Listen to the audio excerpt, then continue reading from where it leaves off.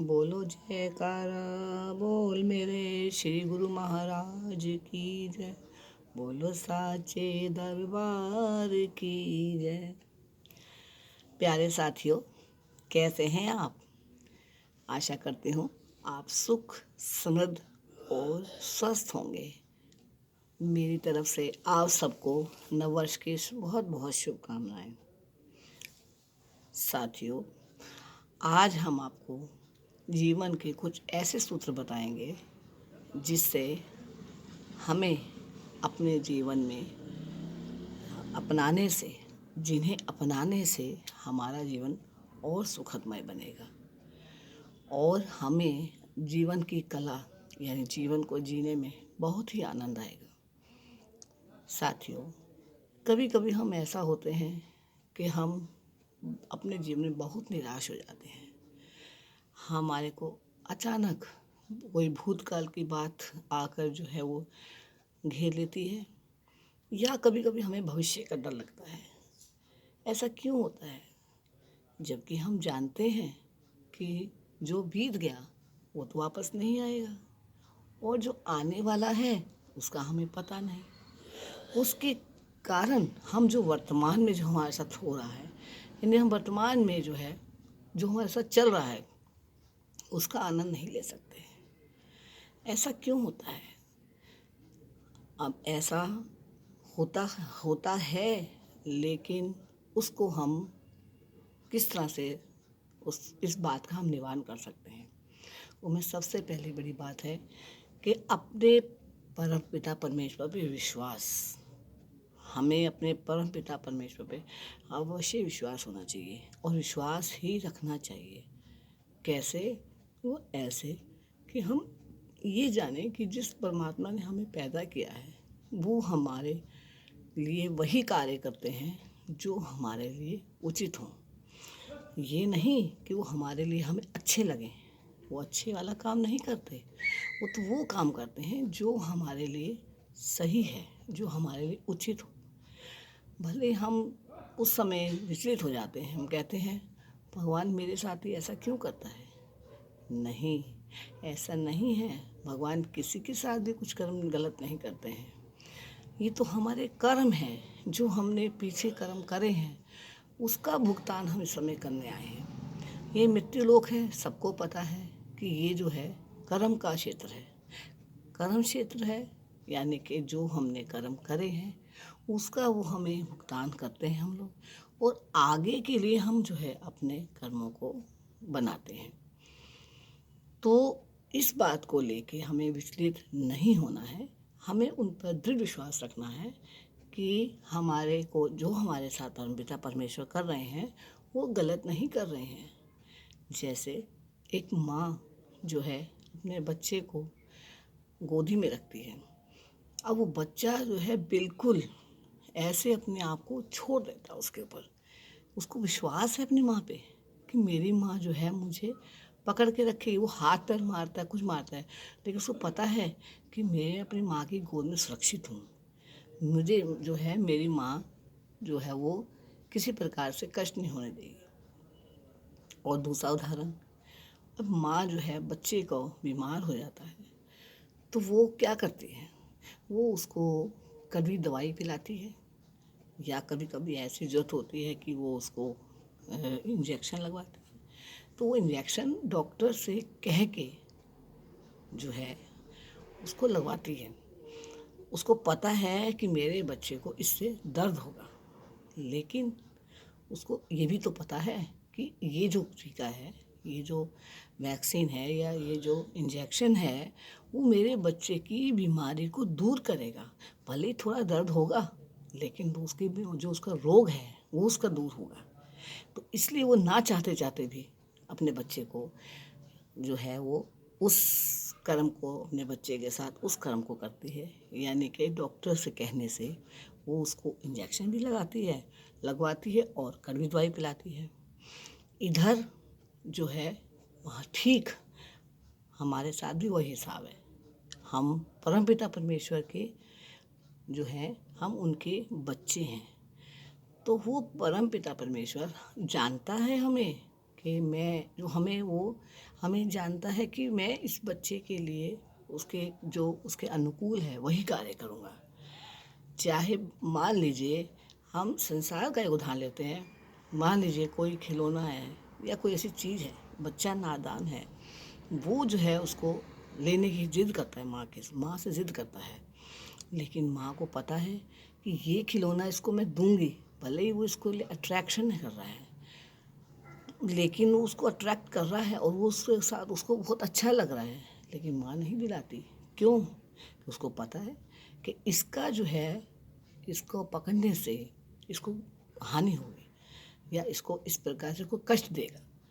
उदाहरण के तौर पे मान लीजिए गुलाब का फूल है और बच्चा जो है वो उसको देख के उसको बहुत अच्छा लग रहा है और वो बार बार तोड़ने के लिए जा रहा है। माँ उसका क्या करती है? हाथ पकड़ लेती है, जबकि फूल है उसको भी पसंद है, वो हाथ क्यों पकड़ लेती है? बच्चे को क्यों नहीं जाने देती तोड़ने के लिए? उसको पता है वो गुलाब है, फूल है, लेकिन उसके पीछे क्या लगे हैं? कांटे लगे हैं।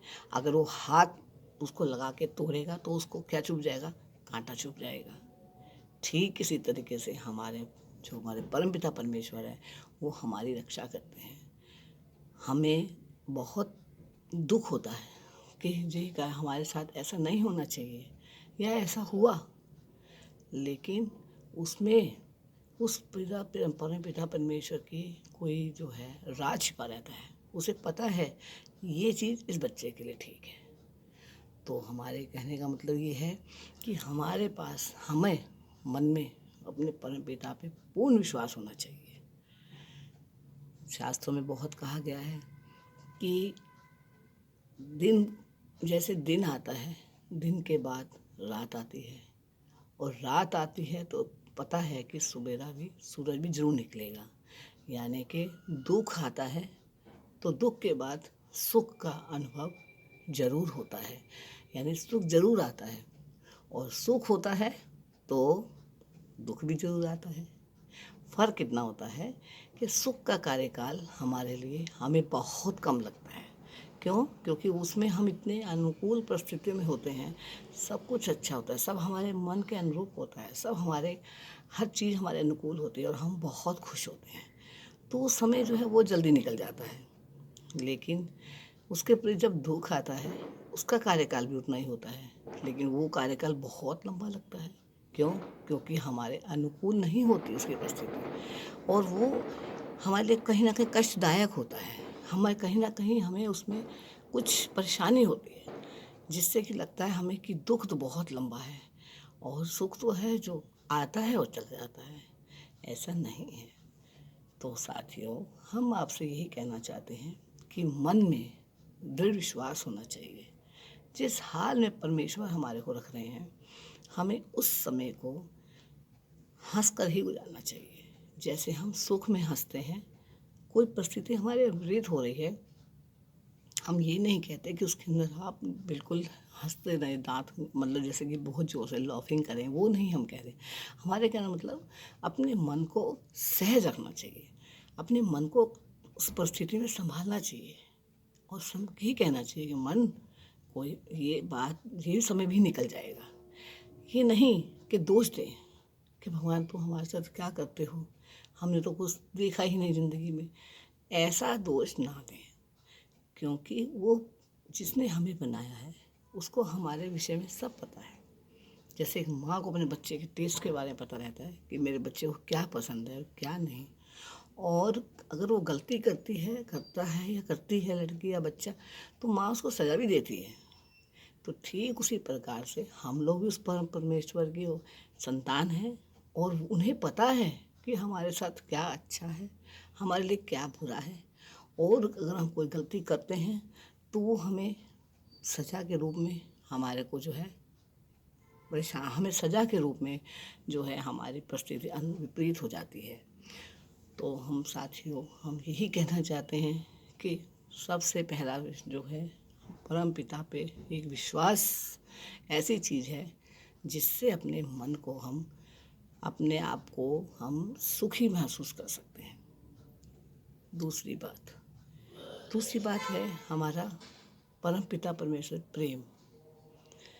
प्रेम। एक ऐसी चीज़ है जिसके वश में आकर, प्रेम ऐसी चीज़ है जिससे हम एक खतरनाक से पशु को भी वश में कर सकते हैं। और इंसान की तो बात ही क्या है। उसके अलावा इंसान से प्रेम हम प्रेम करते हैं, हम इंसान से प्रेम करते हैं। देखिए, बिल्कुल करते हैं और करना भी चाहिए। हमें पूरी तरह से अपने व्यवहारिक जीवन में सबसे प्रेम से भी वो जो है व्यवहार करना चाहिए। लेकिन फिर भी कभी कभी ऐसी परिस्थिति आ जाती है कि जिससे हम प्रेम करते हैं वो हमें क्या देता है, कभी कभी धोखा दे देता है, या कभी हमारा मन जो है वो व्यथित कर देता है। तो हम क्या हो जाते हैं, हम परेशान हो जाते हैं। फिर क्या होता है, उसके बाद हम किसको पुकारते हैं, उसी परमेश्वर को। फिर क्या सोचते हैं कि हे भगवान, कि भगवान से प्रेम किया होता तो ऐसा ना होता, इंसान से प्रेम करने का कोई फ़ायदा नहीं है। ये सब बातें हम कहते हैं, मन में कहते हैं, किसी के साथ दोहराते हैं, किसी के साथ शेयर करते हैं, लेकिन हम भूल जाते हैं कि सच्चा प्रेम जो होता है वो परमपिता हमें परमपिता परमेश्वर से अपने मन में दृढ़ विश्वास के साथ साथ उनके प्रति प्रेम की भावना भी रखनी बहुत ज़रूरी है। प्रेम का मतलब कि हम जो है जो भी कार्य करें, किसी भी प्रकार से कार्य, कोई भी हम कार्य करते हैं, उसमें हम अपने परमेश्वर को आगे रखें। सबसे पहले उसको अपने आगे रखें कि ये कार्य में और उन पर सौंप दें सारा, कि हे परमेश्वर, ये कार्य मैं तुम्हारे निमित्त कर रहा हूँ। चाहे हम उसमें अपना जो हमारा, चाहे हम दैनिक भी कोई भी कार्य कर रहे हैं तो प्रेम करके, प्यार से हम उनको याद करें कि हे परमपिता परमेश्वर, ये कार्य मैं तुम्हारे निमित्त कर रहा हूँ, जो भी कुछ है ये तुम्हारे निमित्त है। आप एक बार ऐसे करके देखें। जिस दिन आप अगर मन में इस बात को लेकर चलेंगे, उनको आगे रख के चलेंगे, प्रेम का मतलब उनको आगे रख के चलना, हर चीज़ में उनको इन्वॉल्व करना, वही तो प्रेम है। और प्रेम कौन सा होता है, और प्रेम तो वो तो दूसरे प्रेम है, वो तो जो है वो हमारे व्यवहारिक भौतिक प्रेम है। भौतिक प्रेम वो अलग है, ये है आपका दिल मानसिक प्रेम। और उन पर विश्वास करना, उनके ऊपर हर कार्य छोड़ कर करना, यानी कि जो भी आप कार्य करें पहले उन्हें आगे रखें कि हे भगवान, जो तुमने हम जो कार्य कर रहे हैं, अगर तुमने आज हमें मान दिलाया है तो वो भी तुम्हारे पे समर्पित है, और हमें मान दिलाया वो भी तुम्हारे पे समर्पित है। कहने का मतलब ये है कि हर कार्य में आप उसको आगे रखें और उन्हें ही इस हर चीज़ के लिए बोलें, बजाय उन्हें दोष ना दें कि तूने ये मेरे साथ क्या कर दिया। हे भगवान, मैं ही हूँ क्या, ऐसा मेरे साथ ही ऐसा होता है? नहीं, किसी के साथ भी कुछ बुरा नहीं होता है, ये हमारे मन की भावनाएं हैं। और हम जरा सी बात के पे लेके जो है बहुत जल्दी विचलित हो जाते हैं। तो तीसरी बात होती है संयम। हमें अपने पे संयम रखना सीखना है। हम अपने पे संयम रखें, हम अपने पे काबू रखें। देखिए, इतने योगी मुनि हुए हैं, आप कहेंगे कि संयम तो बड़े बड़े योगियों से नहीं हुआ, और हम आपसे कह रहे हैं कि आप संयम रखिए। बिल्कुल बात ठीक है, योगी मुनि भी विचलित हुए हैं, और हम तो इंसान, हम तो एक घर में रहने वाले गृहस्थी हैं, हमारे लिए तो संयम रखना एक बहुत बड़ी बात है। लेकिन ऐसा है कि ये वो बात है जो कि नामुमकिन नहीं है। ऐसा नहीं, हो ही नहीं सकता, होगा, धीरे धीरे हम कर सकते हैं, लेकिन असंभव नहीं है। ऐसा नहीं हम कह सकते कि हम कर ही नहीं सकते। जिस प्रकार से कहते हैं ना, करत करत अभ्यास के जड़मति हो सुजान, रसोई आवत जात के सिर पर पड़त निशान। यानी कि जिस प्रकार कुएं से पानी निकालते समय रस्सी जो है वो सिर पर बार बार जो है वो घिसती है, तो उसमें क्या होता है कि सिल पर निशान पर रस्सी सिल पर निशान डाल देती है, यानी कि उस रस्सी के बार बार आवागमन से सिल पर उसके निशान पड़ जाते हैं। हमारे कहने का मतलब ये है कि बार बार अभ्यास करने से वो कार्य सफल ज़रूर होता है। एक बार नहीं हुआ, दो बार नहीं हुआ, लेकिन हम किसी बात को अगर हम बार बार उस बात को अभ्यास करते हैं तो मूर्ख व्यक्ति भी जो है वो विद्वान हो जाता है। कहने का मतलब कि हमारे को संयम, हम एकदम तो संयम नहीं हो सकता ना, लेकिन हम धीरे धीरे थोड़ा थोड़ा अपने मन को अगर हम काबू में रखें, यानी कि अगर कोई हमारे साथ विपरीत परिस्थिति होती है या कोई चीज़ हमारे अनुकूल नहीं है, तो उसके लिए मन को भड़काएं नहीं, विचलित ना करें।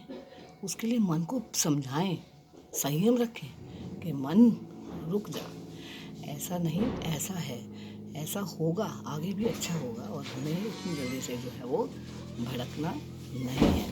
तो तीसरी बात कहने का मतलब यह है कि अपने मन पे हम संयम रखें, दुख में बहुत विचलित ना हों, और सुख में जो है वो बहुत जल्दी से एक्साइटिंग ना हो।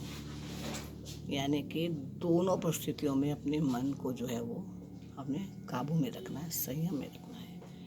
तो देखिए आपका जीवन कैसे खुशहाली से भरता है। हम आपके परमेश्वर से प्रार्थना करेंगे कि हे भगवान, हमें इतनी शक्ति दें कि हम आपके साथ, आपके लिए ये जो कार्य हैं वो करने की वो भी शक्ति आप ही देंगे, आप ही से हम आपको मांगेंगे। तो हमें परमात्मा इतनी शक्ति दें कि हम अपने मन को काबू में रख सकें और हम किसी भी परिस्थिति में अपने आप को विचलित ना करें। तो सुखद प्रार्थना के साथ जय सच्चिदानंद। बोलो जय सतगुरु महाराज की जय।